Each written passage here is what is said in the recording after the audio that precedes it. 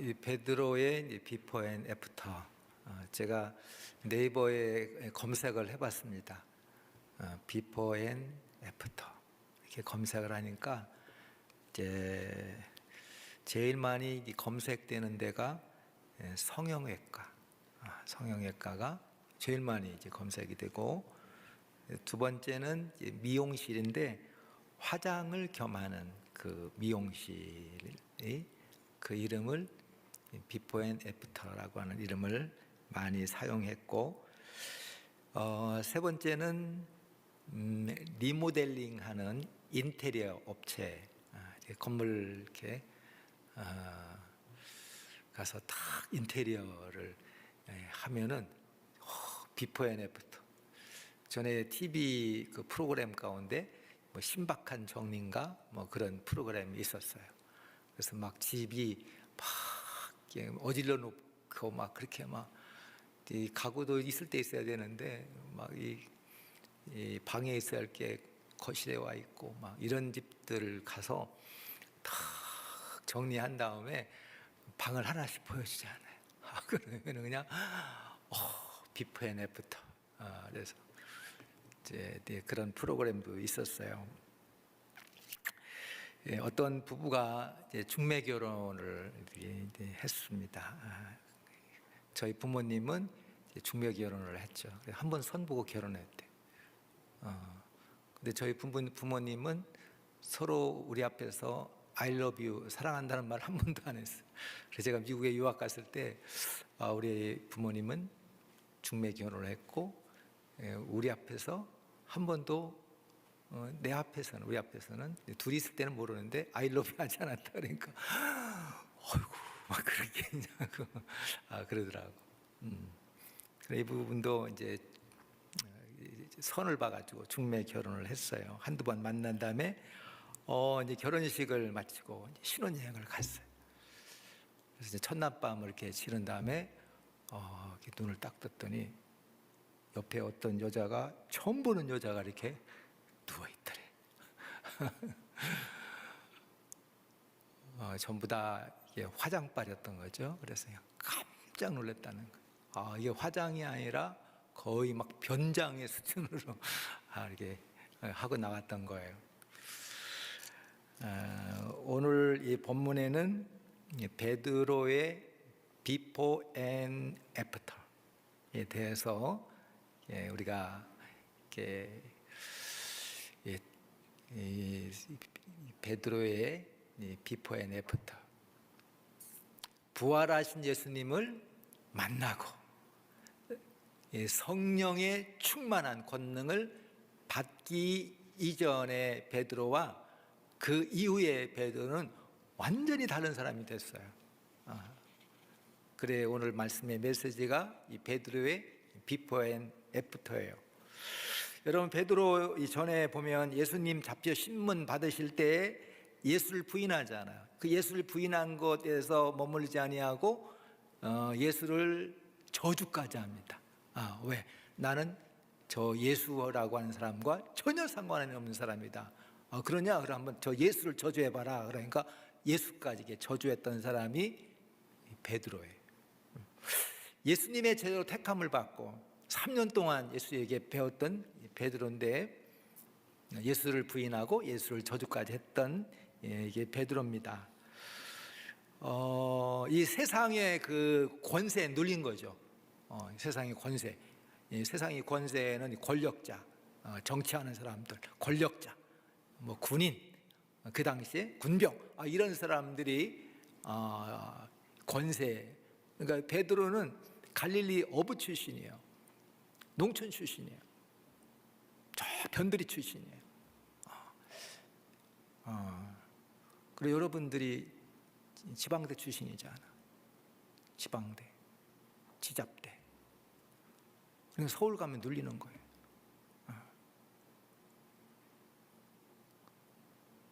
그러니까 이 갈릴리 출신 베드로가 이 예루살렘에 와가지고 예수님을 이렇게 바라보고 따라다니다가 예수님이 붙잡혀 신문을 받으니까 그 권세에 눌리는 거예요. 세상의 권세에 막 눌려서 예수도 모른다. 막 예수를 막 부인하고 막 저주하던 이 시몬 베드로잖아요.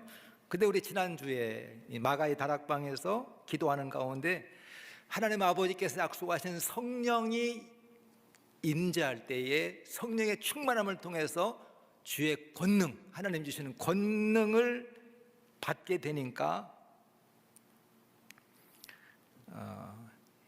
이 베드로의 비포 앤 애프터가 확실하게 드러나더라는 거예요. 그냥 비스무리하고 조금 나아지고 뭐 이런 정도가 아니라 그냥 이전과 이후가 그냥 탁 대비가 절동, 그렇게 이 베드로가 변화를 받았다는 거예요.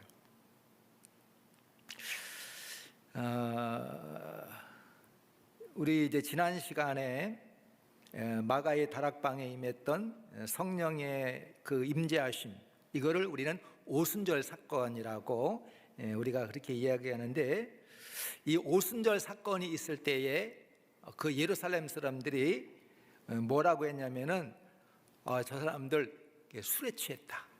저 술에 취해서 저렇게 이상한 말을 하고 그러면서 조롱하고 막 멸시하는 거예요. 그래 갈릴리 출신들 120명이 마가의 다락방에 모여서 성령이 역사하니까 성령이 바람과 불처럼 임재했을 때에 난곳 방언으로 하나님의 놀라운 계획하심들을 막 선포하고 막 기도하니까 사람들이 뭐라고 그래요? 그거에 대해서 놀랍게 여기는 사람들 있는가 하면 또 대부분의 사람들은 술 취해가지고 술주정한다, 막 멸시하고 막 조롱하는 거죠. 그래 이 베드로가 이에 대해서 오순절 사건이 어떤 사건인가에 대해서 오늘 본문에서 이렇게 메시지로 말씀으로 그래 예루살렘 사람들에게 좀 선포하는 거예요. 오순절 사건이 술 취한 사건이 아니다.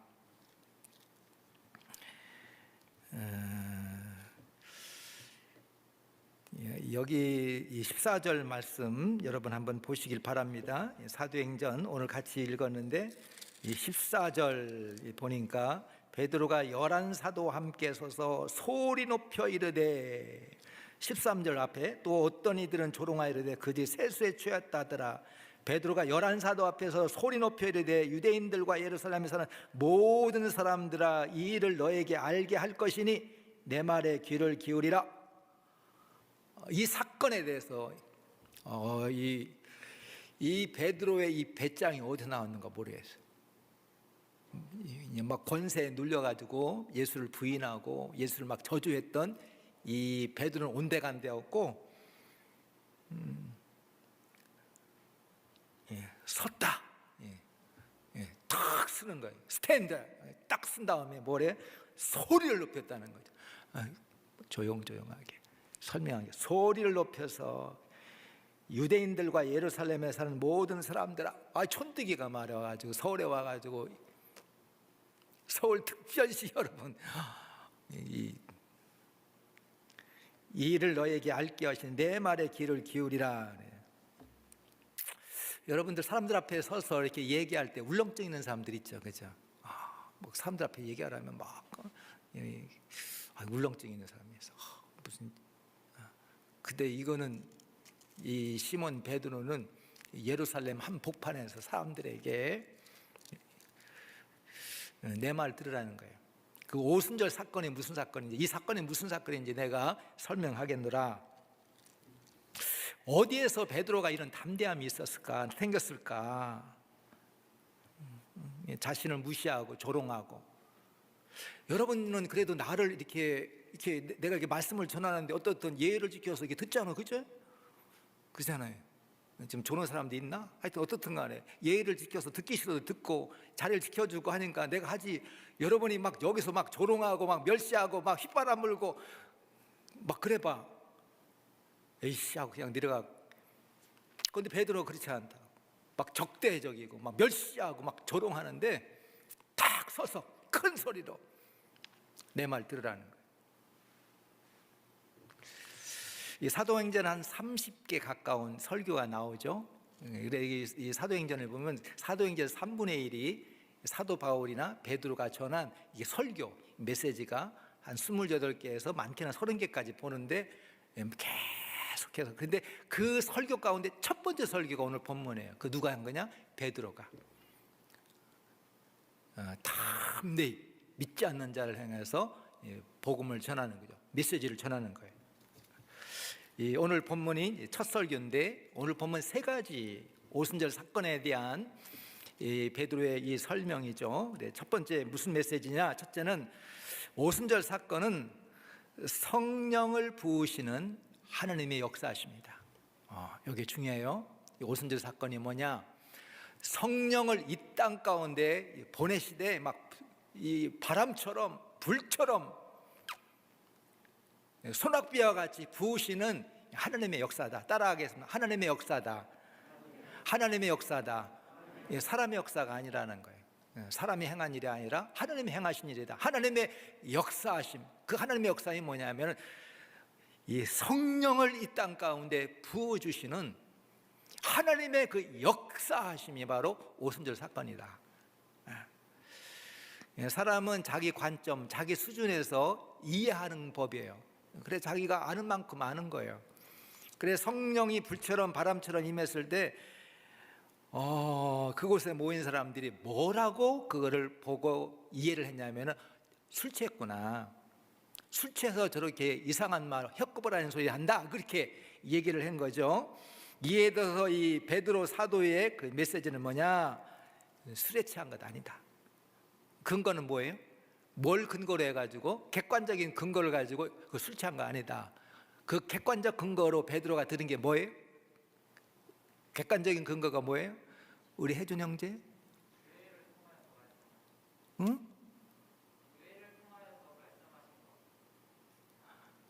혜준 형제는 교회를 통해서 말씀하셨다고?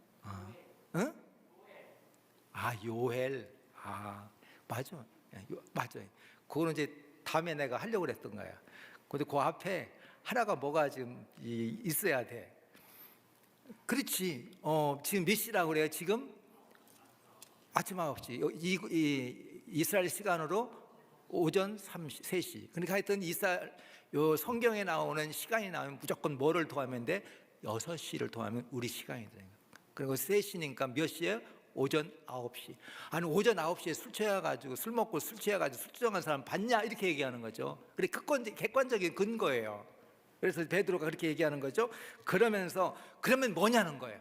술에 취하지 않았으면 이게 뭐냐? 우리 처음 본다. 이상하다. 내 생각에 이해가 안 되면 이상하다고 그러지. 그지? 그리고 나하고 좀 다르면 미쳤다고 그러고. 이렇게 사람은 그러는 거예요. 항상 자기 수준에서 자기 관점에서 보기 때문에 그래요. 그럼 뭐냐는 거예요. 술이 안 취하면 뭐가 아닌 거냐. 그렇게 베드로가 이 말씀을 선포하는 거죠. 뭐라고 얘기해? 같이 읽어보겠습니다. 우리 혜준 형제가 얘기한 거예요. 16절 17절 같이 보겠습니다. 시작. 이는 곧 선지자 요엘을 통하여 말씀하신 것이니 일러스되 하나님이 말씀하시기를 말세 내가 내 영을 모든 육체에 부어주리니 너희 자녀들은 예언할 것이요 너희 젊은이들은 환상을 보고 너희 늙은이들은 꿈을 꾸리라. 이게 하나님의 역사라고 했는데 하나님의 어떤 역사냐? 구약에는 요엘 선지자를 통해서 하나님께서 약속해 주신 것이 있다는 거예요. 마지막 때가 되면 내 영을 너에게 부어줄 것이다 라고 한 그 하나님의 약속의 성취로 요엘 선지를 통해서 하나님이 약속한 그 약속이 지금 오순절 사건을 통해서 성령의 부으심의 역사가 지금 드러난 것이다.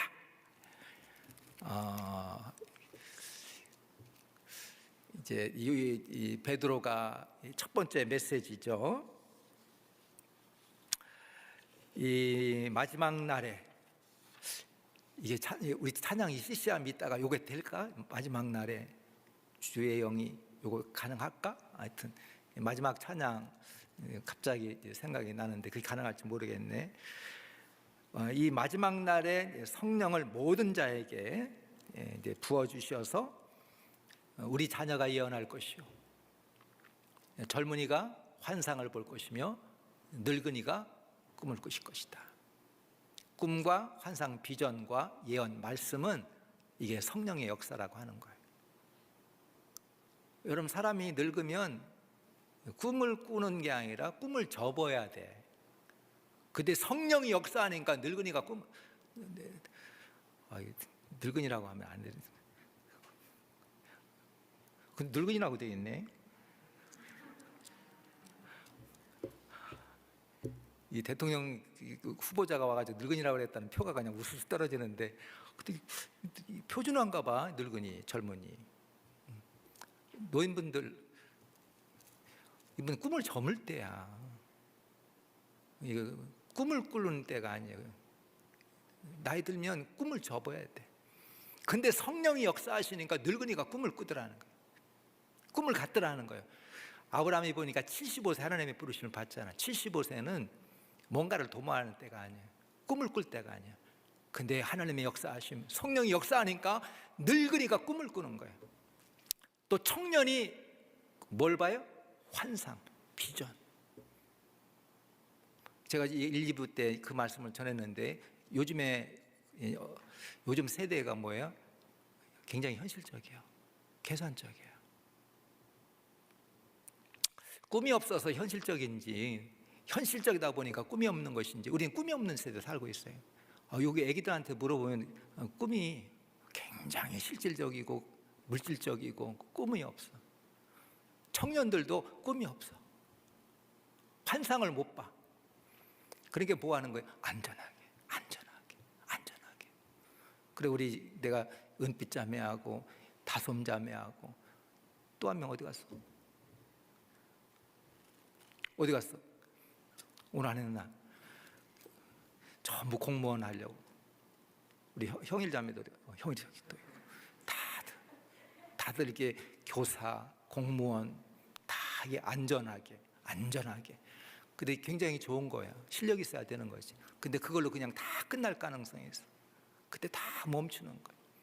공무원이 되면 그 공무원 그 안에 안주하고 그 시스템대로 돌아가다 보니까 그냥 안전하게 무탈하게 살아가는 거예요. 그러니까 그 하나님 주신 놀라운 은사들을 막 발휘하기가 어려운 거예요. 그래, 남에게 영향력을 주는 그런 교사가 있냐는 거예요. 정말 이 사람들에게 뭐 할 수 있는 공무원을 받냐는 거예요. 아니잖아. 내가 그래서 공무원 되지 말한 것이 아니에요. 아니, 공무원도 되는데 정말 주 안에서 성령이 역사할 때 막 젊은이들이 환상, 비전을 갖게 되는 거죠. 우리 자녀들이 예언할 것이다.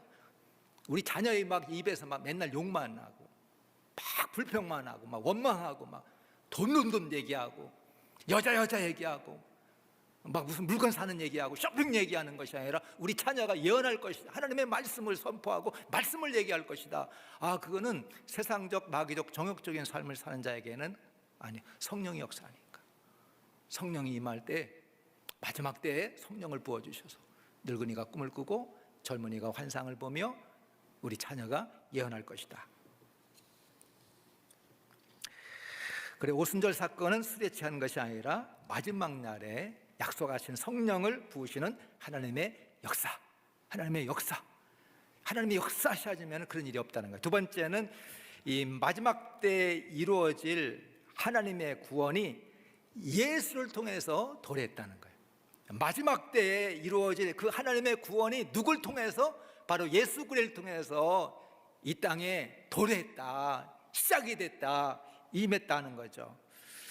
여러분 22절 한번 거기를 보시기 바랍니다. 22절, 이스라엘 사람들아 이 말을 들으라. 베드로가 이스라엘 사람들 이 말을 들으라 그러면서 예수님에 대해서 세 가지를 얘기해. 크게 세 가지를 얘기하는데, 첫째는 뭐냐면은 22절 보니까 하나님께서 나센 예수를 큰 권능과 기사와 표적을 행하게 하셔서 메시아이심을 하나님이 증언하셨다는 거예요. 예수 그리스도가 예수님이 누구냐? 하나님이 예수 그리스도를 이 땅에 보내시고 예수를 통해서 큰 기적과 이적과 표적을 행하심으로써 하나님이 직접 예수가 우리가 기다리는 메시아이심을 증거해 주셨다는 거예요. 그런데 어떻게 했어요? 이스라엘 사람들아, 이스라엘 백성들아, 유태인들아, 어떻게 했다는 거예요? 23절에 보니까 너희가 예수를 십자가에 못 박아 죽였다. 그런데 그 예수를 영접하여 구원받는 거예요. 예수님 십자가에 못 박아, 너희들이 예수 십자가 못 박아 죽였다는 거예요. 죄가 없으신 하나님의 아들 십자가에 못 박아 죽였다는 거예요. 세 번째 뭘 얘기합니까? 24절에 보니까 그러나 하나님께서 예수를, 우리 24절은 같이 읽어보겠습니다. 시작. 하나님께서 그를 사망의 고통에서 풀어 살리셨으니 이는 그가 사망에 매여 있을 수 없었습니다. 너희들이 예수를 죽였지만 예수님께서 부활하게 하셨다는 거예요. 36절 같이 읽어보겠습니다. 시작. 그런즉 이살 온 집은 확실히 알지니 너희가 십자가에 못 박은 이 예수를 하나님이 주와 그리스도가 되게 하셨느니라 하니라. 여기 단어 하나하나가 막 살아있어. 이스라엘 백성, 이스라엘 지방, 이스라엘 족속들아, 우리 민족아, 이거 확실히 알라는 거예요. 뭘 확실히 알아? 너희를 십자가에 못 박아주신 예수님, 그 예수님이 우리의 구주이시다, 우리의 메시아이시다. 이 베드로가 이 돌직구를 던져, 돌직구, 베드로 돌직구. 그 야구 선수 가운데는 두 가지 스타일이 있습니다. 이 직구로 승부하는 사람이 있고 기고파, 이 변화구로. 그런 이제 내가 좋아하는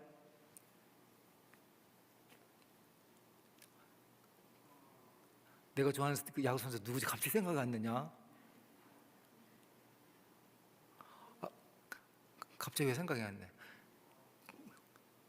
나? 유현진.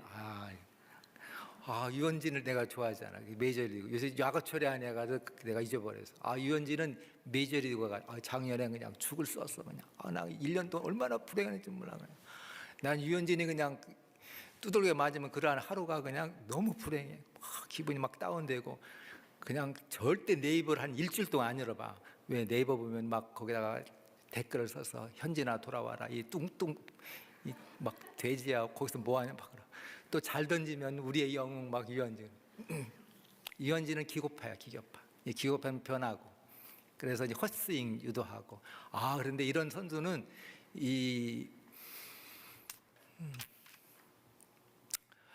방어율이 높아도 미국에서는 별로 안 좋아요. 미국 스타일이 아니에요. 미국은 어떤 스타일이냐면 막 직구로 막 160, 158 막 치면 쳐만 내가 던질 테니까 막 치면 쳐라 막 이런 스타일을 그게 메이저리그에서는 좋아해요.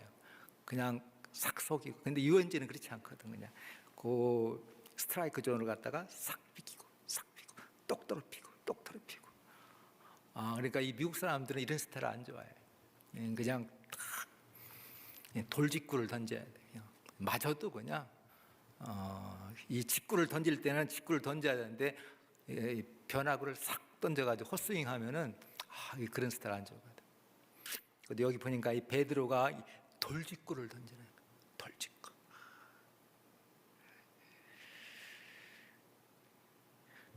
하나님이 예수 그리스도를 이 땅에 메시아로 보내주셔서 너희를 구원하려고 메시아로 예수 그리스도를 보내주셨는데 너희들이 예수 그리스도를 십자가에 못 박아 죽였다는 거예요. 죄 없는 예수를 여기가 못 박아 죽였다는 거예요. 그런데 하나님께서는 그 예수를 죽은 자 가운데서 살리셔서 우리의 구주가 되게 하셨다는 거예요. 너희들 십자가 못 박아 죽인 그 예수를 하나님이 살리셔서 우리의 구주가 되게 하셨다. 베드로가 우물쭈물 하지 않잖아요. 담대하잖아요. 그래 이스라엘 백성들에게 확실히 하려는 거예요. 예수가 우리의 구주시다. 세 번째, 이 베드로는 예수 그리스도를 믿고 구원받으라. 세 번째 메시지가 그 예수를 믿고 구원받으라. 우리 37절 38절 같이 읽어보겠습니다. 시작.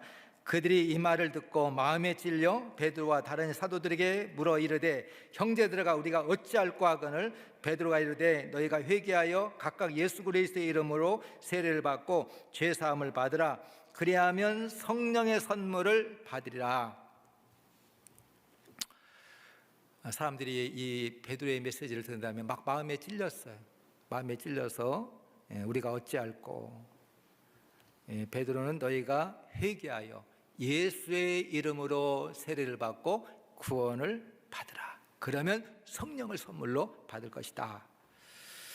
그래 41절에 보니까 베드로의 말을 받은 사람들은 세례를 받고 구원을 받았는데 3,000명, 하루에 3,000명이 회개했다. 이 베드로는 이 말씀을 전한 다음에 즉각적인 그런 이 반응, 순종, 결단을 요구하고 있어요. 주의 복음을 전한 다음에 빨리 결단하라는 거예요. 그랬더니 그날에 3,000명이 구원을 받았다. 이게 사람의 역사는 아니죠. 하나님의 역사죠. 이 하나님의 말씀을 전할 때 받는 사람이 있고 받지 않는 사람이 있어요. 받은 사람들은 예수를 믿고 세례를 받아 구원받았다는 거예요. 받는 사람이 있고 받지 않는 사람이 있어요. 성령이 역사해야 예수를 전하는 이 복음도 받을 수 있고, 성령이 역사해야 내가 믿는 예수도 사람들에게 전할 수가 있어요. 여러분은 하나님의 말씀을 은혜로 받는 그런 청년, 우리 앞에 정한벽 집사님 그 간증 동영상을 보내드렸잖아요. 하나님의 말씀을 읽을 때에 10배로 깨닫게 해달라. 그냥 성경만 있는 것이 아니라 여러 번 있는 것이, 하나님 말씀을 읽을 때 10배로, 지금보다 10배로 깨닫게 해달라. 그렇게 기도하고, 내가 만나는 사람에게 내게 나를 만나주시고 구원하신 예수님을 내가 반드시 증거하겠다. 저게 사람의 역사냐. 저희 교회도 의사분이 여러분 계시는데, 병원에 계셔도 정말 예수 믿으라고 한 사람도 전도 못하는 그 의사가 얼마나 많아요. 근데 그곳에 입원했던 이 환자가 예수 만난 다음에 예수 믿으라, 예수를 전해서 전도하고 증거하고 구원한 숫자가 굉장히 많다는 거예요. 오늘 우리 대학교의 우리 믿음의 청년들, 대학은 공부를 잘해야 됩니다. 여러분, 대학에서 돈 버는 건 공부하는 거예요. 알바하는 게 돈 버는 거예요. 알바가 필요하면 필요한 만큼 하네. 그리고 절대 알바해가지고 이상한 거 사지 마. 자동차 사고 뭐 그냥 이런 거 사고, 이거는 나 또 이런 거 막 사고, 나는 그거 난 미련하다고 생각해. 대학 다닐 때 버는 건 뭐예요? 공부해야 돼. 공부하는 게 버는 거예요. 나는 대학 다닐 때 자랑하고 싶은 것이 한 가지가 있어요. 4년 대학 다니고 2년 대학원 다니고 미국에서 대학원 석사 하나 하고 박사 하는데 나는 결석한 적이 없어요. 여기 대학 다닐 때 나는 1시간을 결석한 적이 없어요. 나는 늘 도서관에 있었어. 도서관과 강의실, 도서관과 강의실, 도서관과 강의실. 하루도 이 도서관에 있지 않은 날이 없었어. 그래, 대학 다닐 때는 공부를 열심히 해. 나는 서울에 가서 목회할 때도 이게 지방대 출신이라는 얘기를 안 들으려고 내 관리를 얼마나 잘했는지 몰라요. 어떻게 하면 이 지방대 출신이라고. 그래, 나는 서울에 갔을 때도 이 지방대 출신이야. 근데 거기서 끝나면 안 돼. 우러 부어주시는 그 성령의 권능이 임해야 돼. 머리로는 풀어먹는 건 한계가 있어. 내가 주어진 환경을 극복하기가 어려워. 근데 우리 주의 청년들에게 하나님이 약속하신 성령의 역사하심, 성령의 권능이 임할 때 여러분이 하나님이 비전을 갖게 하시고, 여러분의 입술에 예언을 통해서 하나님 말씀을 전하고, 우리 이제 교역자들도 마찬가지. 교역자들도 마찬가지. 정말 성령의 권능이 임해야 돼. 성령의 권능이 임해야 돼. 하나님이 꽉 밟는다고. 그때 성령의 권능을 입어야 하나님이 주시는 능력이 있고, 하나님이 주시는 은혜가 있고, 우리 주의 청년들도 마찬가지. 내가 여러 가지 어려운 환경 가운데 있지만 베드로에게 임했던 성령의 역사하심, 성령의 기름 부으심을 통해서 하나님 앞에 붙들리고, 하나님의 꿈을 품고, 하나님의 비전을 품고, 하나님 앞에 헌신하고 쓰임받는 우리 주의 청년들 될 수 있기를 주의 이름으로 축원합니다.